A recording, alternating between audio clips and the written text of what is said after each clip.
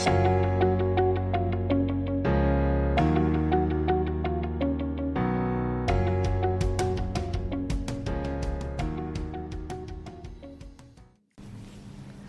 welcome to the Erasmus podcast. I'm Laura Palczynski and I'm here today with Martha Hayes, and we're joined by Ray Keating from EuroDairy today. Hi Ray. Hi Laura, hi Martha. Hello. So could you just tell us a bit about EuroDairy and what it's sought to achieve? Well, EuroDairy was a thematic network. It completed earlier this year, and the theme was dairy farming. So the objective was to share knowledge across border, and also to sort of generate and stimulate innovation according to the sort of innovative bottom-up approach championed by the EU. So we had in all 20 partners across 14 countries, and we were focused on issues which we felt were of relevance to dairy farming right across those regions. And the type of theme that we pursued were in relation to resource efficiency, animal care, biodiversity, and socioeconomic resilience. And then within those, there were specific lines of inquiry that we were able to follow up through the interactions that we had with farmers through workshops, webinars, all the sort of interactive stuff that was built into the programme. Okay, so how were those topics kind of decided on? Well, we spent quite a lot of time thinking about the formulation of the proposal. And one core of the consortium was around a group called ECIP, European Cattle Innovation Partnership, which is an affiliation of European levy bodies and farmer organisations. So we were trying to bring the bottom-up, grassroots perspective into the project. We chose broad themes because we thought that will increase the relevance, and we were fairly assured from our discussions through EKIP and through what we knew with partners that these were burning themes, right across Europe. Now the context varies, and the weighting and maybe the timing and the political background varies, but many of these are common. So, for example, approaches to managing phosphorus in the Netherlands, which they've had to adapt and adopt, is almost a precursor of what may be required elsewhere in other parts of Europe as situations evolve. So our contact with the grassroots, I think, did inform what themes we should follow. So I mentioned phosphorus, antimicrobial use, animal welfare, engaging with the consumer, biodiversity, dealing with volatility, new business models, succession. They're quite topical, right across the European Union, really, varying by region. But that's the joy of cross-border exchange, because you pick up those sort of things and you get a different perspective on it, and you see how they're handling it and how they're approaching it. So of all the kind of techniques that you use to engage and network with different groups and different people, what would you say were the best and why? Well, we had a model which was based around connecting with operational groups and recruiting 120 pilot farmers across Europe to be champions of innovation, and to be able to monitor what they were doing and evaluate how they were performing, both for physical and financial performance. So actually we had within a 3-year project 120 farms, 2 years data collection of physical and financial performance to put in the pot. We connected with over 40 operational groups that in some way were related to our themes. Some of those we stood up ourselves, and some of those were funded by the RDPE. And from that base then, the type of interaction that we had, for example, we organised 13 or so, could even have been 14 farmer exchanges, cross-border, some into the UK, some out of the UK, diversity of themes.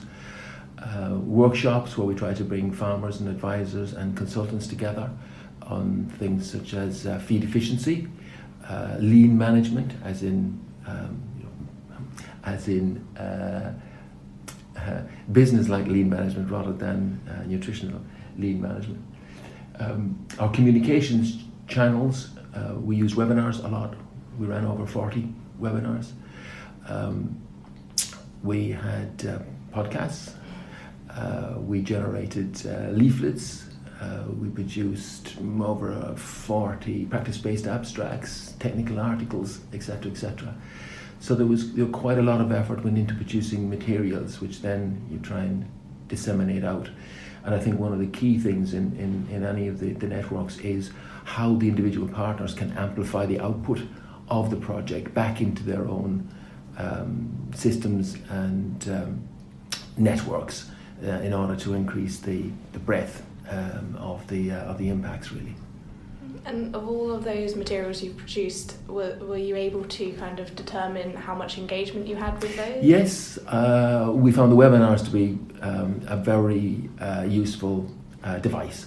We've been running webinars in HDB for a number of years, but to some of our European colleagues this was a bit novel and had all the advantage of overcoming geography. So we had European people speaking, we also had somebody from America speaking. We were able to get farmers and advisors on the same webinar, not on every webinar certainly, but on some of them, and that brought an extra level of credibility. And then we did monitor who was signing up to the webinar, who was joining. So about 50% of those who signed up joined on the evening, and others we would expect joined subsequently. Views on YouTube thereafter, I think one of them has well over 1,000. It did 6 months ago and could have more. It did vary by topic, certainly. So I think, broadly speaking, our attendance probably varied from, at the low end, maybe 12 or 15 on the night to 70 or 80 on the night. It just depended on the topic. But the joy of it is that it is there kind of in perpetuity, so somebody can go back and you can signpost to it and you can stitch it in with the other outputs that you are producing. And you mentioned before we actually started recording the podcast about the workshop you had with networking TNs and operational groups.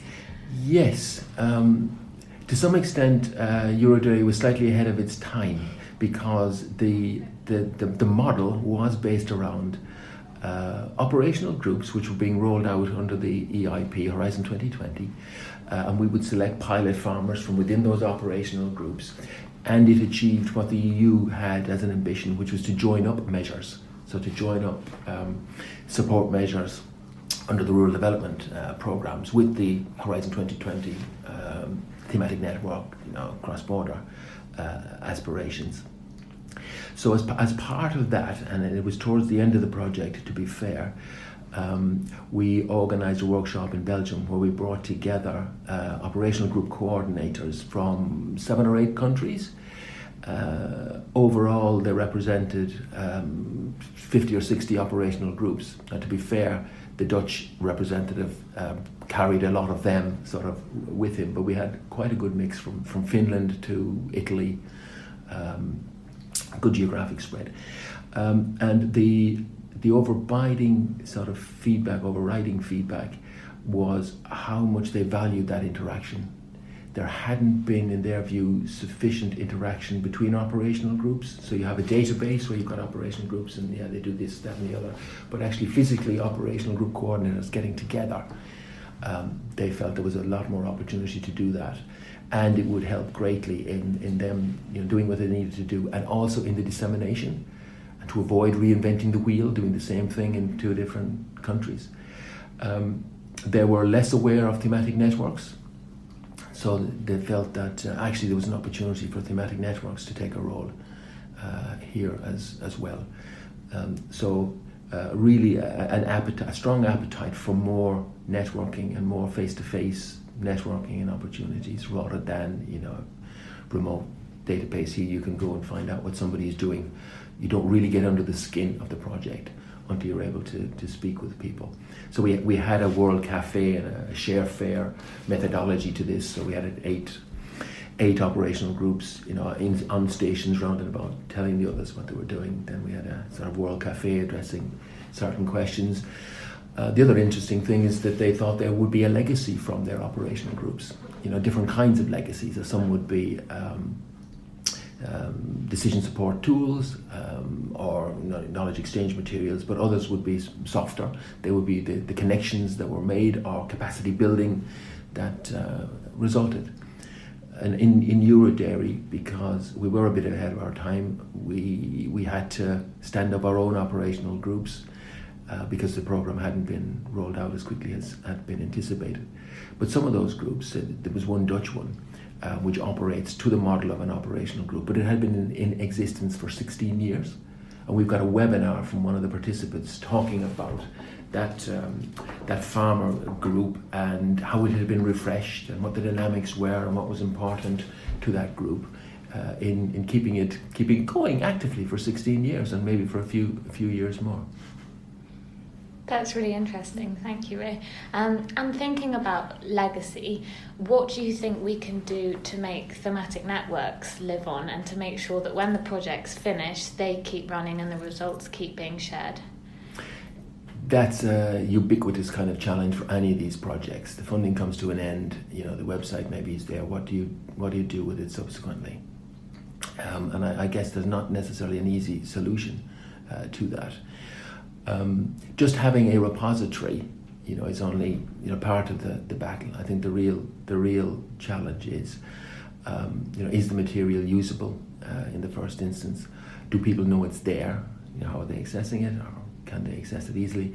And critically, how they can embed it in something, either their own networks or something that will leverage its presence and its value. Working with advisors and consultants, I think, is important because they're often the conduit to others, and they often speak the language, because that's one barrier. We had 20 partners. In our Slovenian partner, was able to cover off maybe 3 or 4 more languages down in the Balkan area, because that's how it works down there. So using channels such as advisors, consultants, operational group coordinators that we've just spoken about, and embedding the output in partner organizations so that the signposting actually means something and people are drawn to it. But it is quite a challenge. And thinking of EuroDairy as a whole, what would you consider to be the key successes of the project, and what would you maybe do differently if you would have the opportunity to run the thematic network again? Okay. If I were running it again, starting with the second question first, I would go for a 4-year project rather than a 3-year project. We were hampered at the start because of the model, as I explained. So to achieve recruitment of 120 pilot farmers and get 2 years data in, physical and financial, and analysed and interpreted is quite a job. And particularly when we had a strong delay. Some of our partners, the EIP, the operational group infrastructure, was not set up even when we finished the project. So I think 4 years rather than 3 would be really helpful. We did ask for an extension halfway through, but that is given in extremis, and we delivered on time, but it was quite a challenge. The outstanding successes, I think that the themes that we chose were correct and actually will continue to endure. The emphasis might change. We may be talking maybe less about environmental impact, but more about mitigation against environmental impact, that sort of thing. But they're real and present issues. Farmers having to deal with volatility, long-term economic sustainability, succession, quality of life. Nobody wants to be working 365 days a year from 6 a.m. So we learned quite a lot and shared quite a lot, and there's an awful lot of material on the website in relation to those specific items. Similarly, antimicrobial use. We looked at what the Dutch had done, what the Swedish The Swedes had done what the Danes had done, and what we were doing here in the UK, and we can share all that learning, plus the tools and approaches that they were using to try and maximize impact. There are a lot of very good farmers in Europe, and there are some that are really on top of their game technically, and they don't necessarily shout about it. And there are some that are, innovative in their own minds and in their own practice. So people seeing how they can connect with the consumer, how they can address societal concerns, whether that is around environmental impact, around animal welfare, setting up direct selling lines to consumers using social media. So we had an Italian operational group that were using social media to sell to directly to the consumer. But what was really interesting was the analytics that they brought to it, and how the analytics was steering their strategy. It was really a perceptive way of approaching it. It wasn't just putting a few cartons in a wheelbarrow and wheeling it into town. It was much more sophisticated than that. We had some really interesting workshops around animal welfare, pushing the boundaries in terms of investigating, say, the implications of cow-calf separation as a fairly hot kind of subject. And we had maybe 6 or 7 farmers from around Europe who were developing their own approaches to this, to bring together and to share their knowledge with sort of scientists. Biodiversity was really interesting. I'll stop in a minute. Biodiversity was really interesting. It was an area we weren't sure how we would fare, but 40 other farmers had biodiversity audits done, and we were able to ascertain that many of them underestimated their positive impact on biodiversity, ordinary biodiversity, not sites of special scientific interest, but the diversity of cropping, the hedgerows, the trees, the riparian zones, the permanent grassland, etc., as an undervalued resource and undersold actually to society in general. We had a very good workshop in Cork where we brought policymakers and the supply chain and Origin Green and farmers together. And some of the output of that is very interesting. Notably how these schemes should be set up. So not being driven by tick box measures. Such a measure gets me X number of euros, and it might be completely inappropriate for the farm or for the locality, but creating the opportunity for farmers to drive biodiversity, which is relevant to their own farm and relevant to the region, and understanding the reasons why is really important. They set up this pilot project, and they were looking for, I think, 40 farmers ultimately to participate. They had 70 applicants in this region. It's called the Bride Project because it's located along the River Bride, but they've also used the acronym very well. So that's a bit of a flavour, Martha, to be honest. I'm sorry for rambling a bit. Oh, that's really interesting. Really interesting. So if you had any advice for a thematic network that was maybe putting in their proposal or just getting started, do you have any tips for them to get off on the right foot? Read the exam question in terms of what is required in the call, very closely, and the evaluation criteria. Make sure that you address all those points. Not only that you've got a good project, but that you don't lose marks because of overlooking a particular area. The critical things would be its relevance, the credibility that you bring through the consortium, through your approach, how your project is going to lead to impact. So therefore your dissemination channels, that is credible and has got the right actors in there. So you need the right subject, the right players, and the right game plan, essentially. And it is always a competitive process. There will be 6 or 7 proposals for every one that will be funded ultimately. I would guess. But it's been a very interesting learning for us as a farmer-based organisation, because normally these things are pitched for by they're the research institutes, and they have got research offices, and they're used to putting in bids, and they have a particular way. We deliberately set ourselves out not to be that, and our USP, if you like, was that we're a farmer organisation. We were talking with the grassroots, and that seemed to land with the EU. It's a voice that's not always heard outside the EU bubble. Thank you. That's all very interesting stuff, Ray. Anything else we need to cover?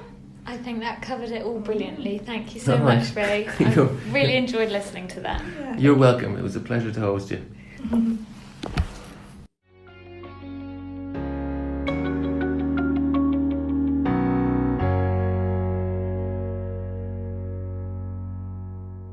The Arachnis project has received funding from the European Union's Horizon 2020 Research and Innovation Programme under grant agreement number 817863. Royalty-free music from Ben Sound.